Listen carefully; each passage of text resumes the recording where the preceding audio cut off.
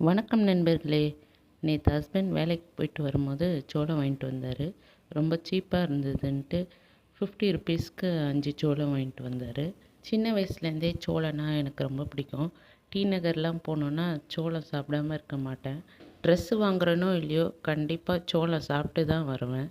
அதே மாதிரி மாங்காயில் காரம் போட்டு சாப்பிட்றது, பனங்கிழங்கு, ஆழ்வழிக்கிழங்கு, பலாப்பழம், காரப்பொரி, பாப்கார்ன், பஜ்ஜி, போண்டா, வடை, சுட சுட ஆல்வழி சிப்ஸு, இதெல்லாம் எங்கே போனாலும் போகிற இடத்துல வாங்கி சாப்பிட்ணுன்னு ஒரு சின்ன ஆசை. இந்த மாதிரி சின்ன விஷயத்தில் கிடைக்கிற சந்தோஷம் எவ்வளோ பெரிய மால்க்கோ லைஃபையான இடத்துக்கு போனாலும் கிடைக்காது. இதை எத்தனை பேர் ஃபீல் பண்ணுறீங்கன்னு தெரியல. உங்களுக்கும் இது மாதிரி சின்ன சின்ன ஆசைகள் இருந்துச்சுன்னா சுரேகா நெஸ்ட் சேனலில் கமெண்ட் பண்ணுங்கள்.